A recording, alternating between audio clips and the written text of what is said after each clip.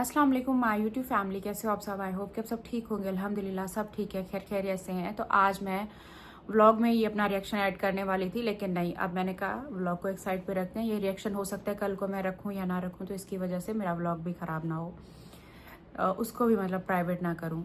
तो खैर वीडियो आज इस पे है कि कल मेरे हस्बैंड का व्लॉग आया, जिसमें मेरे हस्बैंड की जो दूसरी वाइफ है वो इल्ज़ाम लगा रही है मेरे ऊपर कि मैंने उसका नंबर किसी को दिया है। और डेली जो है ना, उसका हर आए दिन यही चल रहा होता है, तुम्हारी बेगम झूठ बोलती है, तुम्हारी बेगम झूठ बोलती है, तुम्हारी बेगम झूठी है। ये वो मुझे इज्जत दे रही है। अच्छा, कि वो झूठी है, वो झूठ बोलती है, और क्या बोला कि मैंने उसका नंबर किसी को दिया। उसके अलावा जो उसके मुंह में मेरे लिए गालियाँ आती हैं वो देती है। और मेरे हस्बैंड सुनते हैं, पता नहीं सुनाते भी होंगे, कहते तो यही हैं कि मैं सुनाता हूँ, मैं नहीं सुनता। तो खैर कल के व्लॉग में तो दिख गया ना कि ये हंस रहे हैं आगे से, और वो मुझे झूठा झूठा बोल रही है कि वहाँ पे वो बोल रही है कि सितारा ने मेरा नंबर लीक कर दिया, सितारा ने मेरा नंबर किसी को दे दिया है। तो ये सारी बातें हैं, उस पर मैं आज जवाब देने वाली हूँ। जो उसने मुझे इज्जत दी है वो चीज़ें आज मैं बताने वाली हूँ, ठीक है। खैर दुख पहली बार नहीं हो रहा, ये मुझे हमेशा होता है, क्योंकि मैंने बहुत सारे अपने हस्बैंड के मोबाइल में ऐसे बहुत सारे क्लिप देखे हैं, बहुत सारी वीडियोस देखी हैं जो कि वो पब्लिक नहीं करते।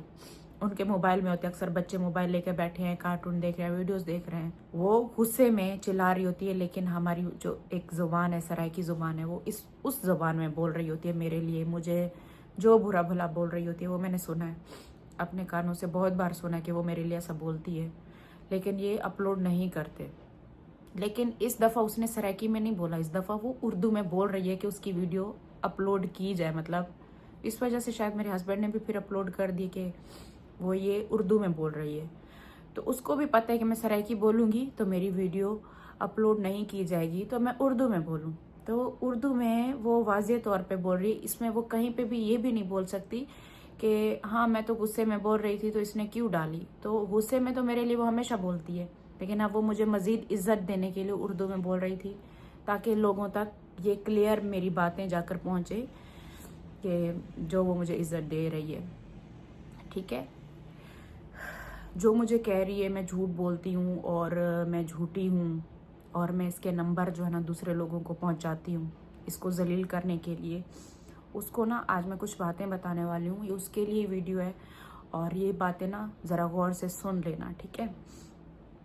मेरे अपनों ने, जिन्होंने मेरे किरदार की धज्जियाँ उड़ाई थी कुछ साल पहले, उनके आज तक मैंने किरदार किसी को नहीं बताए। मैं उन्हीं के ख़ानदान की हूँ, ठीक है। एक एक बात मैं उन सब की जानती थी, लेकिन उनके किरदार मैंने आज तक किसी को नहीं बताए। और मैं अपने शौहर की बीवी का नंबर किसी और को दूंगी कि इसको तंग करो। मुझे इतना इतना मतलब तुम्हारी एक गिरी हुई सोच, इतनी ख़राब सोच मेरे लिए हो चुकी है, जिसने तुम्हारे लिए इतना सब कुछ किया। और इतना सब कुछ करने के लिए मुझे कुछ बदले में नहीं चाहिए, लेकिन उस जो तुम मुझे इज्जत दे रही हो ना, उस इज्जत का मैं तुम्हें बता रही हूँ। इसका पहला बच्चा हुआ, मेरे ऊपर इल्ज़ाम लगाया गया किसी ने मारा। हालांकि इनका हॉस्पिटल इनकी मर्ज़ी का, डॉक्टर इनकी मर्ज़ी के, सारा कुछ इनकी मर्ज़ी का। मैं सिर्फ उस हॉस्पिटल में सिर्फ गई थी कि ये वहाँ पर पेन में थी जब इसका पहला बच्चा हो रहा था। ये पेन में थी, और ये ना कहें कि ये घूमने फिरने के लिए निकली हुई है और वहाँ तक पहुँची भी नहीं है। मैं वहाँ पर बाहर बैठ के दुआएं मांग रही हूँ, रो रही हूँ, अल्लाह सही सलामत मतलब खैर खैरियत से सब हो जाए, अल्लाह हमें औलाद दे। मैं इसकी औलाद के लिए दुआएं मांग रही हूँ। वो मेरे अल्लाह को मंजूर था, ठीक है। उस पर मेरे ऊपर इल्ज़ाम लगाए गए। उसके बाद ये कई साल हो गए, ये वहाँ पीछे गांव में बैठी हुई है। मेरे हस्बैंड मुझे कह रहे हैं मैं अफोर्ड नहीं कर सकता यहाँ पे घर, मेरे पास जितना खर्चा होगा मैं यहाँ से गाँव पहुँचा दिया करूँगा, और जब मुझे मिलना होगा अपनी बीवी से मैं वहीं पर जाके मिल के आ जाया करूँगा। कुछ महीने वहाँ रहूँगा, कुछ महीने यहाँ पे रहूँगा। मैंने क्या कहा था कि नहीं, उसके साथ निकाह हो गया, उसके साथ तुम्हारी शादी है, तो उसको अपने साथ रखो। जो मेरे लिए बोल रही हो ना आज तुम, मैं जितना हो सकेगा मैं रेंट भी दूंगी, मैं घर का खर्चा जितना मुझसे होगा, मैं तुम्हारा घर का खर्चा वो उस घर का भी चलाऊंगी। तुम अपने व्लॉग्स भी बनाए रखना, मैं भी हेल्प करूंगी साथ में, लेकिन उसको अपने साथ रखो, क्योंकि कितना टाइम वो अलग रहेगी। लोगों ने वहाँ पर उसके माँ बाप को भी बातें सुनानी है कि लड़की इधर बैठी हुई है। तो इसको नहीं थी परवाह, ठीक है। इसने तुमसे निकाह कर लिया, इसको परवाह नहीं थी कि इसने तुम्हें बिठाना कहाँ है, इसने तुम्हें जगह कहाँ देनी है, इसको नहीं पता था। मैंने वहाँ से अपने जो मेरे जेवर थे ना, वो मैंने अपने सेल किए थे। वहाँ से जो मुझे ज़मीन मिली थी ना, वो ज़मीन सेल हुई थी, और उसी में ये मैंने अपनी जिठानी से, राबिया बाजी से कमरा लेकर इसको कमरा दिया था कि ये वहाँ पर बैठे, अपने कमरे में बैठे। इसको ऐसा ना लगे कि सीता मैं यहाँ पर आई हूँ, मेरे लिए कोई जगह नहीं, मेरा कमरा नहीं है। दोबारा जब ये प्रेग्नेंट हुई, उसके बाद इसको हम बड़े से बड़े यहाँ पर हॉस्पिटल में लेकर गए, तो मैं उसके लिए दुआएं मांग रही हूँ, मैं उसके लिए भाग रही हूँ, हॉस्पिटल के चक्कर काट रही हूँ। मुझे मेरे कान ख़राब करने के लिए या मुझे भड़काने के लिए दुनिया नहीं है यहाँ पर। हज़ार लोग हैं, हज़ार, ठीक है, जो डेली मेरे भी कान भरते होंगे, मुझे भी कहते होंगे क्यों खर्च कर रही हो उस पर, मेरा भी दिल ख़राब करते हैं। तो मैं क्या उनकी बातें सुनती हूँ या फिर अपना रिश्ता चलाती हूँ? ठीक है, डिलीवरी पर जैसा कैसे हुआ, इसका ऑपरेशन हुआ, हमने शुक्र अदा किया। मैं बार बार डॉक्टर बच्चा ठीक है, डॉक्टर बच्चा ठीक है, माँ ठीक है। मेरी ज़ुबान पे बस यही है, अल्लाह बस ये दोनों ठीक हो, या अल्लाह बस ये दोनों ठीक हो, हमें बच्चा चाहिए। बच्चा आया, उसे मशीन में 3-4 दिन रखा, और मैं मुसलसल जैसे कोई डिप्रेशन में जा रहा था, मैं ऐसे जा रही थी मुसलसल, मैं रो रही थी, क्योंकि बच्चे की उस टाइम कंडीशन ऐसी नहीं थी, ठीक नहीं थी। लेकिन हमने यूट्यूब पे नहीं बताया था, मैं बहुत ज़्यादा उसको देख के डर गई थी। और मेरे दिल में पता क्या आ रहा था, या अल्लाह ऐसा नहीं हो सकता, आप मुझे देंगे, मैं आपसे ये बच्चा लेकर जाऊँगी यहाँ हॉस्पिटल से, मैं दुआएं मांग रही हूँ। जिसको मैंने अपना बच्चा समझा हुआ है, मैं ये कह रही हूँ अल्लाह से। मैं बैठ के बाहर सीढ़ियों में, ये तो अंदर थी, अंदर तो मुझे ज़्यादा आने भी नहीं दे रहे थे। इसकी अम्मी अंदर बैठी थी, जो कि इसकी अम्मी भी वहाँ पर आने को तैयार नहीं थी। मैंने यहाँ से गाड़ी भिजवा के इसकी अम्मी को वहाँ से गाँव से मंगवाया था। इसके साथ ना इसका भाई बहन बाप कोई भी नहीं था, माँ कोई भी नहीं था। मैंने ज़बरदस्ती यहाँ से भिजवाया था। हम यहाँ पर अकेले थे, लेकिन मैंने कहा था अपने शौहर को उसको लेकर और इसकी माँ को इसके साथ बैठे, कल को मेरे ऊपर बातें ना हो। वो अंदर बैठी थी, मैं बाहर दुआएं मांग रही हूँ। मैं अल्लाह से बोल रही हूँ, अल्लाह मैं ये बच्चा लेकर जाऊँगी, मैं ऐसे नहीं जाऊँगी यहाँ से, ये मैं लेके जाऊँगी। 2 दिन गुजरे, 3 दिन गुजरे, बच्चा दूध जैसे अंदर ले रहा था वो बाहर आ रहा था। मैं डिप्रेशन में जा रही थी कि मतलब सेकंड टाइम हुआ, दोबारा भी ऐसा हो रहा है। और हम अंदर कौसर को मैं तसल्लियाँ दे रही हूँ, बच्चा बिल्कुल ठीक है, बिल्कुल ठीक है, अभी आ जाएगा, बस डॉक्टर ने रखा हुआ ऐसे, दूध उसके मुंह में जा ही नहीं रहा, बाहर आ रहा है।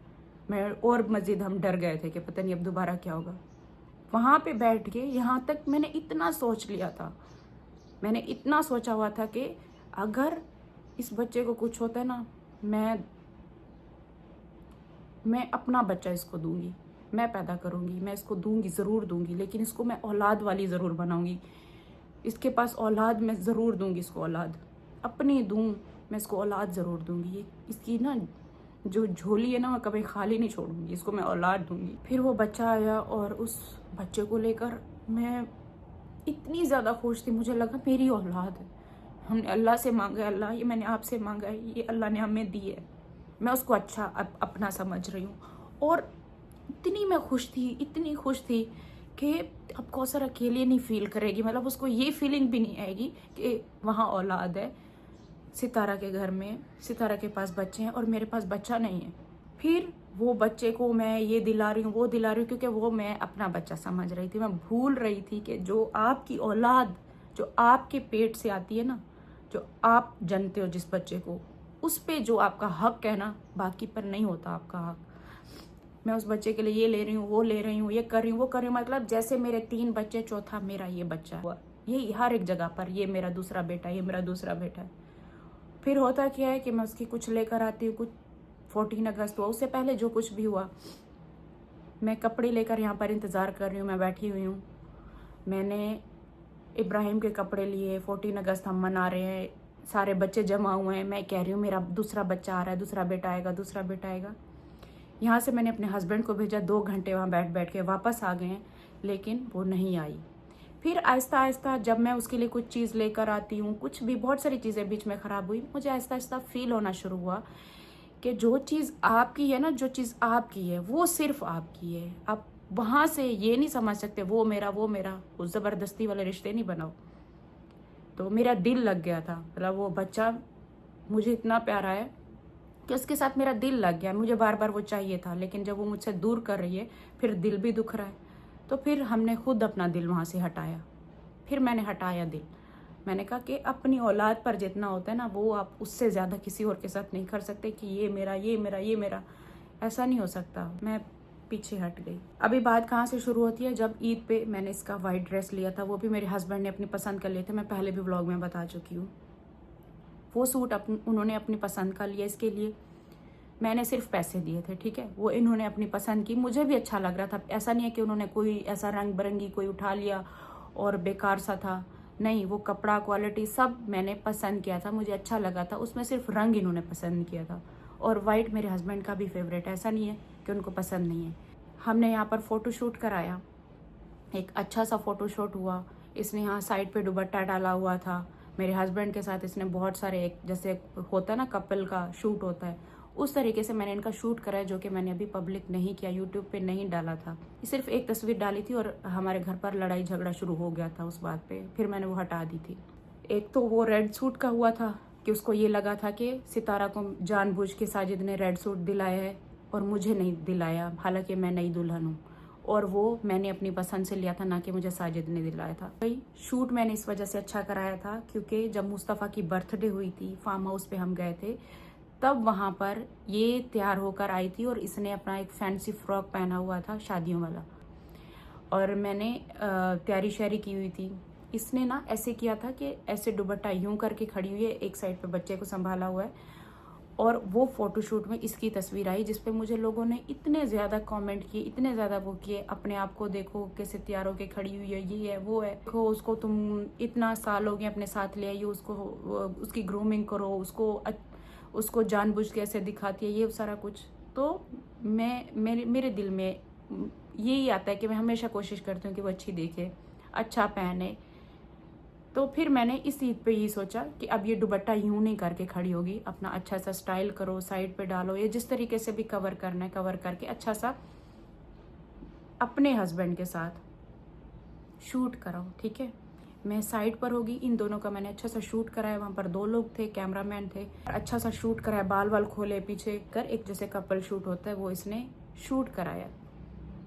इस वजह से मैंने शूट कराया ना कि इनकी एक प्यारी सी मेमोरी बने, कल को इब्राहिम भी देखेगा अपने मम्मी पापा को, मतलब एक इनकी फैमिली बनाने में लगी हुई हूँ। वो सारा कुछ कराया और कुछ दिन बाद फिर इस रेड वाइट सूट पर लड़ाई झगड़ा हो गया। मैंने वो कपल शूट जो इनका था ना, वो मैंने नहीं अपलोड किया। इसका मेरे हस्बैंड के साथ झगड़ा हो गया, इसने मेरी तस्वीर क्यों पोस्ट की, जब वो मैं आपको पकड़ रही हूँ, वो मेरी तस्वीर इसने क्यों पोस्ट की है।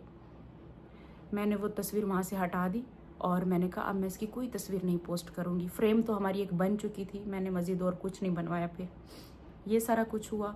उसके बाद मेरी अम्मी वहाँ से जैसे हम वापस आए, मेरे कज़न की डेथ हो चुकी थी, तकरीबन 20 दिन गुजर चुके थे, 20-25 दिन मेरी अम्मी से मिलने के लिए नहीं आई। फ़ोन तक इसने नहीं किया, ना ही इसने मेरे हस्बैंड को एक बार बोला कि मुझे ले चलो वहाँ पर। मेरी माँ इसके जब ये आती है ना, कोई फ़र्क नहीं करती, इसको ऐसा ट्रीट करती है जैसे इसकी सगी बेटी हो। उसका सोच लेती कि इसकी माँ मेरे साथ इतना अच्छी है, मैं अफसोस के लिए चली जाऊँ। उसके बाद इसका चाचू सऊदिया से आया हुआ है, उससे मिलने चली जाऊँ, नहीं आई।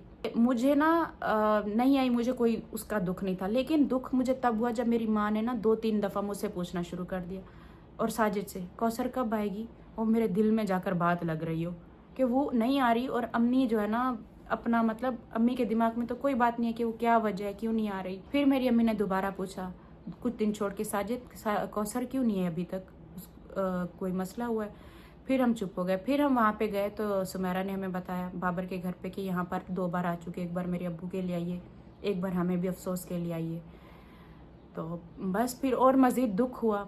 मैंने फिर यही कहा, फिर मेरी अम्मी जाने वाली थी, तब मैंने वीडियो बना दी, और उसमें मैंने क्या झूठ बोला, जिस पे ये हर रोज़ वीडियोस में आकर बोलती है कि मैंने झूठ बोला है। उसके बाद ये कितना सारा कुछ बोलती है, कितनी सारी चीज़ें घर में तुम फेंकती हो, सर्फ लेकर आए, राशन लेकर आए, तुम उठा उठा के फेंक रही होती हो, इब्राहिम को मार रही होती हो, तुम्हारी नस्ल है, इसको ले जाओ यहाँ से। उसने कभी, मतलब ये सारी चीज़ें मैंने देखा है कि वो यहाँ पर ना उन चीज़ों को काट रहा होता है, वो नहीं डाल रहा होता। लेकिन कल ये जानबूझ के उर्दू में बोल रही है कि मेरी ये चीज़ डाली जाए, जिसमें ये बोल रही है कि सितारा ने मेरा नंबर किसी को दिया है। मैं वही बात कह रही हूँ कि मुझे भी बहकाने वाले, मेरा भी जहन ख़राब करने वाले तुमसे कई ज़्यादा लोग होंगे। जो तुम्हें 2-4 औरतें जहन तुम्हारा ख़राब करती हैं ना, उनसे कई ज़्यादा मुझे बहकाने वाले हैं, कई ज़्यादा मुझे बहकाने के मुझे समझाते हैं, समझाने वाले हैं। अच्छा ठीक है। उसके बाद फिर मैंने एक वीडियो बनाई, उसके दूसरे दिन ही आकर ये व्लॉग में बोल रही है तुम्हारी जो झूठ की सच की अदालत लगेगी, झूठ बोला है मेरे ऊपर झूठ। मतलब मैंने क्या झूठ बोला था? ये बोल के कि मेरी अम्मी से मिलने नहीं आई तो मैं भी नहीं जाऊंगी उसके घर पे। इसमें मैंने क्या गलत बोला था? ये सबसे गंदी और नीच हरकत होती है, ठीक है, कि किसी का नंबर आप किसी और को दो, किसको तंग करे। आज तक अपनी लाइफ में मैंने कभी किसी के साथ ये हरकत नहीं की, किसी के साथ भी। और मैं अपनी हस्बैंड की बीवी का नंबर किसी को दूंगी कि इसको तंग करो। और तुम शायद मुझे अपनी इज्जत नहीं समझती, मैं तुम्हें अपने शौहर की इज्जत समझती हूँ, ठीक है। इतनी मेरी सोच, इतनी मैं गिरी हुई नहीं हूँ कि तुम्हारा नंबर लोगों को दूंगी कि इसको तंग करो। फिर मेरे शौहर ने कहा कि नंबर मुझे दो जिस नंबर से तुम्हें फ़ोन आया है। कहती वो नंबर मैंने ब्लॉक करके डिलीट कर दिए। अब डिलीट क्यों किया? वो नंबर तो दो ना जिस नंबर से फ़ोन आया है, ठीक है। वो नंबर इसने डिलीट कर दिया, वो मिटा दिया, वो नंबर ही नहीं है। और इसके अलावा ना एक और चीज़ मैं आपको बताऊँ, अगर मैं झूठ यहाँ बोल रही हूँ, अल्लाह मुझे कभी कलमा नसीब ना करे, ठीक है। ये बात मेरी कान खोल के सुन लो, मुझे मेरे नंबर का नहीं पता।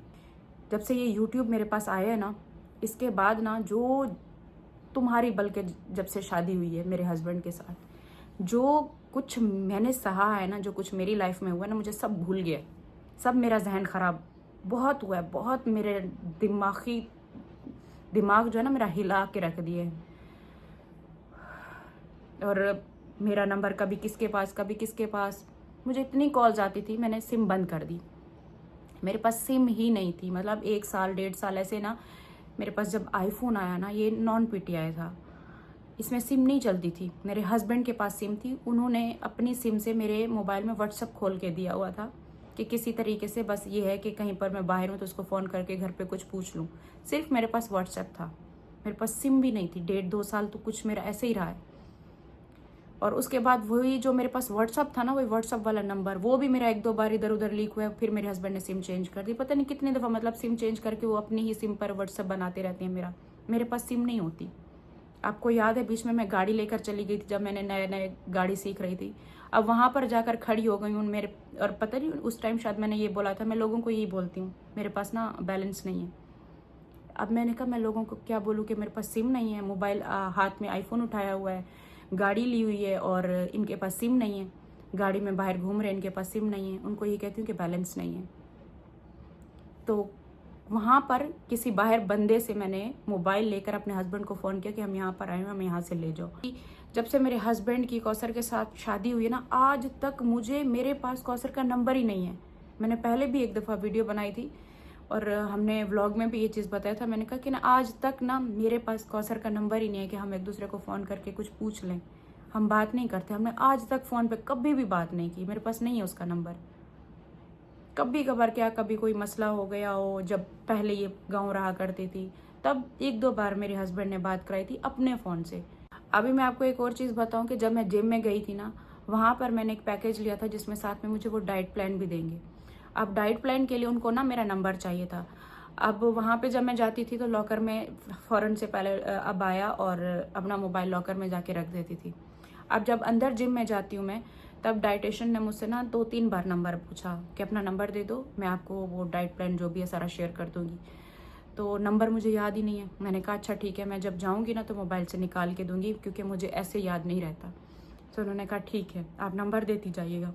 अब उसका ना पता नहीं कोई 20,000 था या 25,000 था, कोई ऐसे ना जो डाइटिशियन है उनका, एक जो डॉक्टर हैं उनका एक डाइट प्लान जो लोग देते हैं, उसका 20-25,000 वो उस पैकेज में था। अब वो 2-3 दिन मांगती रही हैं, उसके बाद फिर ईद आ गई है। अच्छा, ईद के बाद फिर मेरे कज़न की डेथ हो गई, फिर मैं वहाँ चली गई। फिर जब मैंने वापस दोबारा आकर ज्वाइन किया, फिर उन्होंने 2 बार मुझे कहा। मैंने कहा अच्छा वापसी पे दूंगी। मतलब मेरे जहन में नंबर जो मुझे याद नहीं है, मैं मोबाइल से निकाल के दूंगी। जब तक मैं वापसी पर जाके भूल भी जाती थी और फिर थक जाती थी जिम करके तो घर चली जाती थी। ऐसे करके कुछ दिन तक, वो वैसे भी महीना मेरा ख़त्म हो गया और उन्होंने कहा आपका ना पैकेज ख़त्म हो चुका है। मैंने कहा क्यों, मैंने तो कुछ वो डाइट प्लान लिया नहीं। कहते हैं वो तो आपसे नंबर मांगती रही है, आपने नहीं लिया ना, हमारा 1 मंथ का था वो ख़त्म हो गया, अब आप दोबारा पैसे देंगी तो आपको दोबारा मिलेगा, वरना वो नहीं मिलेगा।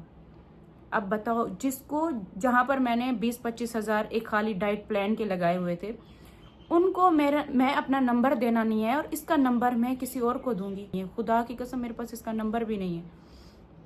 और बिना सोचे समझे ये मेरे ऊपर इल्ज़ाम लगाती है। जब तुमने शादी की थी, जब मेरी सास ने रिश्ता मांगा था, इसका मतलब जब एक बचपन से रिश्ता हुआ था ना, ये अपने बहन भाइयों में से सबसे बड़ी है, और मेरे हस्बैंड अपने बहन भाइयों में से सबसे, बहनें तो इनकी नहीं है, अपने भाइयों में से सबसे ये छोटे हैं। मेरी सास ने और इनकी जो खाला हो गई, मेरी सास हो गई और कौसर की खाला हो गई, इन्होंने इन दोनों का रिश्ता किया हुआ था बचपन से। अब जब बचपन से रिश्ता हुआ है और वो इनकी खाला भी हैं, वो रिश्ता मांगते मांगते मांगते मांगते इस दुनिया से चली गई, उनको रिश्ता नहीं दिया गया। जबकि ये कंवारा था, इसकी कोई शादी भी नहीं थी, ठीक है। और उसके बाद फिर मेरी शादी हो गई। मेरी शादी के 13 साल बाद इनके बकौल मैंने, मतलब इनका कहना है कि मैंने ज़बरदस्ती कौसर की शादी करवाई अपने शौहर से। मेरे शौहर को पसंद नहीं करती थी, और मैं गई थी इनके घर पर ज़बरदस्ती रिश्ता लेने कि मैं मरे जा रही हूँ कौसर के लिए, क्योंकि साजिद ना मेरा शौहर नहीं था, मेरा दिल नहीं था। मेरे अंदर ना मेरे सीने में दिल था, ना मैंने 3 बच्चे पैदा किए हुए थे, ना मैंने इसके साथ अच्छा बुरा टाइम देखा होता, कुछ भी नहीं देखा होता। वो ऐसा था मेरे लिए जैसे एक मेरे लिए कोई मेरा बेटा है, और मैं अपने बेटे के लिए ना रिश्ता लेने गई हुई थी इनके घर पे, ये इनका कहना है। और वो मुझे बहू मेरी जो है ना बहुत ज़्यादा पसंद आ गई थी, और मैं इनके पीछे पागलों की तरह पीछे पड़ गई थी कि मुझे रिश्ता चाहिए, रिश्ता चाहिए। अगर ठीक है, इनके कहने पर मैंने इनकी शादी कराई है, मैं कौन हूँ जो इनकी खाला है, जो मेरे हस्बैंड की जो अम्मी है, जिनकी लोग इतनी ज़्यादा रिस्पेक्ट करते थे, अभी भी करते हैं, वो इस दुनिया में नहीं है। बहुत अच्छी औरत थी, ठीक है, बहुत अच्छी।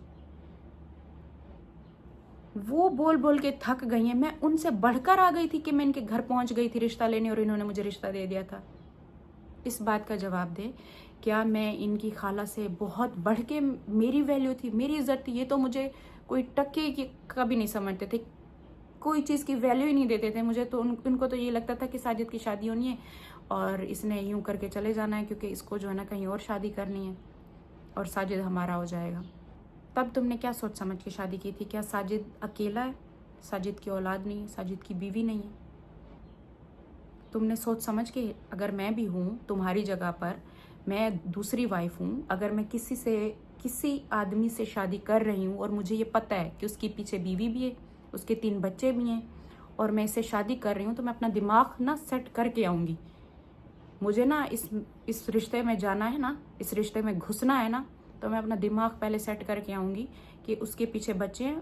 वो आज एक शादी का जनून उस पर सवार है, मुझसे शादी करने आया हुआ, लेकिन कल को जब इसका जनून ये दिमाग से उतरेगा ना, वो बच्चों के पास भी जाएगा, बीवी के पास भी जाएगा, फिर मुझे टाइम नहीं देगा। तो मेरा रोना चिल्लाना नहीं बनता है, क्योंकि मैं अपनी खुशी अपनी मर्जी से जा रही हूँ। तो ये दिमाग ना सेट करके आना था। तो वो तब इस पर जनून चढ़ा हुआ था, तब ये पागल हो गया था, क्योंकि इसके ना खानदान ने, इसके घर वालों ने इसका दिमाग इस तरीके से सेट कर दिया था कि उसकी नज़र में ना मैं बहुत ज़्यादा बुरी, बहुत ज़्यादा गंदी, बहुत ज़्यादा ख़राब औरत बना कर ना तुम्हें पेश किया जा रहा था, और तुम बहुत ज़्यादा खुश थी कि शायद बस अब ये मेरा हो चुका है, और पीछे रफा दफा ये मैं करके जा रही हूँ। बस इसकी शादी हो चुकी, इसकी शादी हो गई, मेरे हस्बैंड ने मुझे टोटली इग्नोर किया, लेकिन मैंने फिर भी इसको इज्जत दी। मेरे पास भी तो ऑप्शन थे ना, मैं भी कोई इतनी बूढ़ी नहीं हुई थी। जब तुमने शादी की थी ना, तुम्हारी उस एज से मैं कम थी, और मैंने इसे कहाँ इज्जत नहीं दी। जो मैं अगर कुछ बोलती हूँ, ठीक है, मैं जो भी हूँ ना, मैं जो भी हूँ, मैं सामने रहती हूँ। मैं कभी भी पीठ पीछे वार नहीं करती, मैं कभी भी पीठ पीछे चुगलियाँ नहीं करती, कभी भी पीठ पीछे किसी के किरदार नहीं बताती, मैं कभी नहीं बताऊंगी। और तुम शायद मुझे नहीं समझती कुछ भी, तुम्हें मैं अपने शौहर की इज्जत समझती हूँ। और तुमसे जो मैं बात करती हूँ ना, एक मेरे अंदर आती है ना, मुझे भी ऐसी फीलिंग्स आती है कि मैं बड़ी हूँ, रिश्ते में बड़ी हूँ, तो मैं बोल देती हूँ, जो भी होता है मैं सामने बोलती हूँ। और तुम्हें हर जगह पर ये फील कराए कि अपने आप को अकेला ना समझे, लेकिन तुम खुद अकेली रहना चाहती हो। मैंने हलीमा को भेजूँ, जिसको भेजूँ कि चलो ये अकेली इसके साथ रहे, तुम खुद किसी को नहीं रहने देती। तुम्हें प्राइवेसी चाहिए, तुम्हें अकेला रहना है। जब तुमने मेरे हस्बैंड से दूसरी शादी की थी ना, तब तुम्हें अपना दिमाग ना बना के आना चाहिए था, ठीक है, अपना जहन ना पक्का बना के, क्योंकि तुम पक्के दिमाग की हो, तुम ये नहीं हो कि कच्चे दिमाग की हो, कि तुम्हें कुछ पता नहीं चलता, तुम छोटी बच्ची हो, तुम्हें सब पता है। उम्र में भी तुम बड़ी हो, तुम अपने आप को अब छोटा नहीं कह सकती और ना ही तुम छोटी बन सकती हो। तुम्हारी उम्र है, तुम अपने सारे बहन भाइयों से बड़ी हो, तुमसे पहले तुम्हारे बहन भाइयों की शादियाँ हो चुकी हैं, उनके बच्चे हो चुके हैं। तुमने ज़िद में शादी नहीं की, तुमने इंतज़ार की है, और मेरा हस्बैंड लौट आया तुम्हारे पास, तुमसे दोबारा शादी उसने की है। मैंने उस चीज़ को इज्जत दी है, ना कि उसका तमाशा बनाया है। मेरा चैनल था, मैंने अपनी स्टोरी ज़रूर शेयर करनी थी, और अब भी मेरे दिल में जो आएगा ना, वो मैं यहाँ पर ज़रूर बोलूँगी, लेकिन पीठ पीछे कभी नहीं बोलूँगी। ये तुम्हें सुनने को कभी नहीं मिलेगा। तुम हमेशा याद रखोगी कि सितारा ने जो बोला था ना, मुँह पे बोला था। मैं जो बोलती हूँ ना, मुँह पे बोलती हूँ। जब इसकी शादी हुई थी तब ये सारा झुंड था और मैं एक साइड पर थी, क्योंकि मेरे पास कुछ नहीं था, कुछ भी नहीं था मेरे हाथ से। तो मेरा हस्बैंड भी चला गया था, सब चले गए थे, लेकिन उस टाइम ना मेरा अल्लाह मुझसे मिले थे, उस टाइम ना अल्लाह मुझसे मिले थे, और मैंने फिर ना उनका हाथ पकड़ लिया था। फिर मैंने हाथ नहीं छोड़ा था, क्योंकि मुझे उस टाइम ये कह रहे थे कि ये ना वायरल होने के लिए ना अपने आप को इसने ये शादी कराई है। मैं कहती हूँ अल्लाह अल्लाह मुझे बर्बाद करे, ठीक है, मैं आज ये सामने बोल रही हूँ, मुझे मरते वक्त कलमा नसीब ना हो अगर ये मैंने वायरल होने के लिए शादी कराई होती तो। ये मेरा अल्लाह जानता है कि इसकी इज्जत रखी है मैंने। वो कहते हैं ना कि ना मैंने ना हमेशा अपनी लाइफ में सुनी है ये वाली बात, कि अल्लाह ना एक बार ना सबकी लाइफ में, जितने भी लोग हैं सबकी लाइफ में ना एक बार अल्लाह सबको मिलता है। मैं सुनती थी, मुझे मिला है फिर। अब मैं भी बोलती हूँ, अब मैं भी बोल सकती हूँ कि हाँ अल्लाह वाकई में मिलता है। लाइफ का ना एक पार्ट आपकी लाइफ में कभी ऐसा ज़रूर आता है जिसमें आप अल्लाह से मिलते हो और फील हो रहा होता है कि अल्लाह साथ है, बस अब साथ है, बातें सुन रहा है हमारी, हम जो बोल रहे हैं ना वही सुन रहा है हमारी। और जब इसने मेरे हस्बैंड से शादी की थी, इनका पूरा झुंड था और मैं एक साइड पर थी। जब मेरे हस्बैंड ने भी मुझे इग्नोर कर दिया था, इन सब ने इग्नोर किया था, और साथ साथ मेरे ऊपर इल्ज़ाम भी लगाए थे कि ये भाग जाएगी, दूसरी शादी करेगी, ठीक है। उस टाइम मैं अल्लाह से मिली थी, उस टाइम अल्लाह मेरे साथ था। उस टाइम एक अलग ही दिल ऐसा था कि पता नहीं क्या हो गया था, जैसे कहीं ना फट गया था, और ना उसको संभाला हुआ था मेरे अल्लाह ने। मुझे गिरने नहीं दे रहे थे, मुझे बड़ी ताकत मिली थी उस वक्त। मुझे ऐसा लगता था मैं रातों को जब भी जाग रही हूँ ना, बात कर रही हूँ, मेरे अल्लाह ना हर टाइम मुझे सुन रहे हैं, मैं जो बोल रही हूँ मेरे अल्लाह सुन रहे हैं। मुझे ऐसा लगता था मैं अकेली थी उस वक्त, कोई बात करने वाला नहीं था, कुछ भी नहीं था। हालांकि मेरे पास पैसे थे, मेरा चैनल अच्छा चल रहा था, मेरे पास ऑप्शन था, मैं जा सकती थी, मैं कहीं लाइफ गुजार रही होती, आज कुछ भी होता, लेकिन मैंने ऐसा नहीं किया, मैंने ऐसा कदम नहीं उठाया, जल्दबाजी में कुछ भी करके कदम नहीं उठाया। मैंने अपने शौहर की इज़्ज़त रखी, मैंने इसकी भी इज़्ज़त रखी, और मैंने अपने वक्त का इंतज़ार किया, और मैंने सब्र किया। और मेरा जो राब्ता था ना मेरे अल्लाह से था, मैं यही कह रही थी कि अल्लाह ये चीज़ इस्लाम में है तो आप मुझे कभी नहीं छोड़ोगे, मैं इस रिश्ते को कभी नहीं तोड़ूंगी, आप मुझे कभी नहीं छोड़ोगे। बस वो मेरा एक लफ्ज़ था, बहुत साथ दिया था, जिस पे लोगों ने मुझे कहा कि इसने वायरल होने के लिए किया। वायरल होने के लिए फिर मैं दूसरी शादी भी कर लेती, मैं भी कर लेती। मेरे अंदर भी गुस्सा था, मेरे अंदर भी ये चीज़ें मुझसे भी बर्दाश्त नहीं हो रही थी, मैं भी छोड़ के चली जाती। मुझे वायरल नहीं होना था, मुझे मेरे अल्लाह के साथ, अल्लाह जानता है, मुझे कलमा नसीब ना होगा कि मैंने इनकी शादी वायरल होने के लिए एक्सेप्ट की। अल्लाह मुझसे सब कुछ मेरा छीन ले अगर मैंने ये चीज़ इनकी इस वजह से एक्सेप्ट की हो, इनकी शादी के मुझे वायरल होना है। कि मेरा अल्लाह सुन रहा है कि वो मेरे साथ थे और मैंने उनसे बात की थी, और मैंने अल्लाह से यही कहा था, अल्लाह मुझे कभी नहीं छोड़ेंगे, कभी नहीं छोड़ेंगे, मैं इसको एक्सेप्ट करती हूँ। और साथ साथ ना मैंने अपने बच्चों के नसीब मांगे थे, अल्लाह बदले में ना मुझे मेरी औलाद का प्यारा नसीब चाहिए, और मुझे यकीन है और मेरे बच्चों का नसीब प्यारा करेंगे। मैंने बदले में ये मांगा था, मैंने कहा था मैं ये सब बर्दाश्त करूँगी, मुझे बदले में मेरी औलाद का नसीब चाहिए। तो खैर वो कहती हूँ कि अल्लाह से जो है ना मेरा राब्ता हुआ था, उन्होंने मुझे ऐसी कोई हिम्मत दी, ऐसी कोई ताकत दी, मैं अब सोचती हूँ ना वो वाला टाइम कि कोई भी नहीं था, सब छोड़ गए थे, कोई भी नहीं था साथ देने के लिए, कोई भी नहीं था। सब ऊपर इल्ज़ाम लगा रहे थे, जिस रात हस्बैंड की शादी हुई उस रात ये कहीं और किसी मर्द के साथ थी। इतने ज़्यादा इल्ज़ाम लगा रहे थे, किसी और को पसंद करती है, वहाँ भागने वाली है, ये करने वाली, ये करने। अब इतने ज़्यादा खुश थे मेरे हस्बैंड की शादी को लेकर, पूरा ख़ानदान इतना खुश था कि मतलब अच्छा हुआ है। और मेरे उस टाइम राब्ते चल रहे थे मेरे अल्लाह से, जैसा लग रहा था मैं बात कर रही हूँ, मेरा अल्लाह सुन रहा है, मेरे सर पे हाथ रखा हुआ है कि तुम बर्दाश्त कर रही हो ना तो मैं तुम्हें नहीं छोड़ूंगा। मुझे ऐसा ऐसा लगता था। तो कि ठीक है, मैंने बहुत कुछ बर्दाश्त किए, तो आप लोग इतना नहीं बर्दाश्त कर सकते कि कभी कभार अगर मैं यूट्यूब पे आकर बोल देती हूँ, अपनी बात कोई दिल की रख देती हूँ, तो उस पर कहती हैं ये झूठी है, ये झूठी है, ये झूठी है, यही मुझे इज्जत दे रहे हो। इब्राहिम इब्राहिम करना भी छोड़ दिया। मैंने उसको अपना बच्चा बनाया, उसे हर टाइम उठा रही हूँ, खिला रही हूँ, पिला रही हूँ, इंजेक्शन लगवाने हैं उसके, वैक्सीन लगवानी है, हॉस्पिटल के चक्कर। ये बैठी हुई है कि इसका ऑपरेशन हुआ था, इसको मैं बिठाऊं, यहाँ पर रही है, यखनी है, सूप पिलाना है, ये कहवा देना है, ये मेडिसिन लेनी है, इब्राहिम का खतना करवाना है, उसको संभालना है। मैंने क्या नहीं किया, मैंने उसको अपना बच्चा, लेकिन उसने जब ये चीज़ें देखी ना कि मुझे तकलीफ़ होती थी, मैं उसके लिए कुछ लेकर आऊँ, ये मेरे पास उसे नहीं ले आती थी। फिर मैंने खुद को साइड पे किया, इब्राहिम लेकर खड़ी हूँ एक साइड पर, गाड़ी का दरवाज़ा खोल रही हूँ, इसको बिठा रही हूँ और पीछे इब्राहिम को संभाल कर बैठी हुई हूँ, ये मेरा बच्चा है, मेरा बच्चा है। इसको मैंने कहाँ पर इसके साथ गलत किया? बस बात ना वही आ जाती है कि जब अपनों ने इज्जत नहीं दी, अपनों ने वफा नहीं की, कोई और क्यों वफा करेगा? जो आप करते हो ना, वो सिर्फ यही सोचा करो कि उसका बदला, उसका सिला वो आप अल्लाह के लिए कर रहे हो, बस ये मत सोचा करो कि अपने लिए कर रहे हो। लेकिन आज इसने जो इल्ज़ाम लगाए ना, इस वजह से मैं आई थी, इस वजह से नहीं आई थी कि वो मुझे इज्जत दे, मुझे इज्जत दे। मुझे नहीं, मुझे पता है मुझे नहीं देगी, वो क्यों देगी मुझे इज्जत?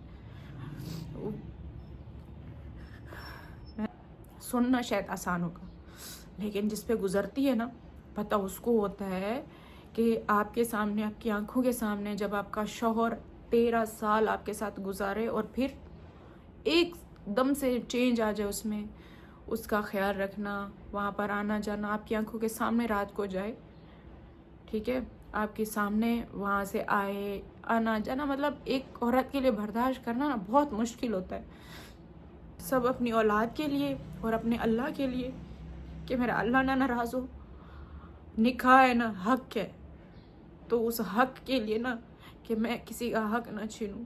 मेरे हस्बैंड जो उसको नहीं भी दे पाते, नहीं भी अफोर्ड कर पाते ना, वो चीज़ें मैं कहती हूँ कि करो। उसको ये ना हो कि अच्छा वहाँ पर सब कुछ है, मेरे पास ये चीज़ें नहीं है, मेरे पास ये चीज़ें नहीं है। मैंने कभी भी ये नहीं सोचा, ठीक है। और अगर मेरी नीयत ख़राब होती, जेलसी वाली होती, इसके साथ मैं ये कर दूँगी, इसको तलाक दिलवाऊँगी, ये करूँगी, इसके साथ नहीं रहूँगी, अपने बच्चों से नहीं मिलने दूँगी, अपने घर नहीं आने दूँगी, अपने घर पे इसको कदम नहीं रखने दूँगी, मेरे बच्चों को भी नहीं पता चलने दूँगी, मेरी नीयत ऐसी होती ना, अल्लाह कभी भी मेरा साथ नहीं देते, ठीक है, अल्लाह कभी भी मेरा साथ नहीं देते, क्योंकि मेरी नीयत में ऐसी कभी भी खोट नहीं थी। मेरी नीयत साफ़ थी शुरू से ही, क्योंकि मैंने अपने अल्लाह से दोस्ती की थी, आपने अल्लाह से अपनी हर बात शेयर करती थी, अपना दुख उनसे शेयर करती थी, मुझे हिम्मत मिली है, मुझे स्ट्रेंथ मिली है। और जब भी मेरे ऊपर मेरे अपनों ने भी किए ना, मैंने सिर्फ यही आसमान की तरफ देख के कहा था, अल्लाह आप सब देख रहे हैं। लेकिन मैं नहीं बोलूँगी, क्योंकि मैं अगर बोलूँगी ना तो मैं उनकी जैसे हो जाऊँगी। आपको बोल रही हूँ, मुझे आप इस टाइम से भी निकालोगे, इस बुरे वक्त से भी निकालोगे, और आप दिखाओगे कि सब्र और चुप रहने पे क्या मिलता है। और वो मेरे अल्लाह ने दिखाया है। लेकिन कहते हैं अल्लाह अगर आपको दिखाए भी सही ना, तो उसकी अभी खुशियाँ नहीं मनाओ, उसकी भी खुशी नहीं मनाओ। जाहिर सी बात है, सब अपने दुख तो सबके लिए होता है। तो खैर, मुझे इस चीज़ का दुख हुआ है कि वो बंदी कम से कम मेरे लिए ये लफ्ज़ ना बोले, ठीक है। कम से कम उसको इतना मेरे ऊपर तो यकीन होना चाहिए कि यार जो भी कर लो, सितारा कभी भी ऐसी हरकत नहीं कर सकती, सितारा ऐसी नहीं है, उसकी नेचर ऐसी नहीं है। जो इतना टाइम बंदा साथ रहा हो ना, वो ये बोल सकता है।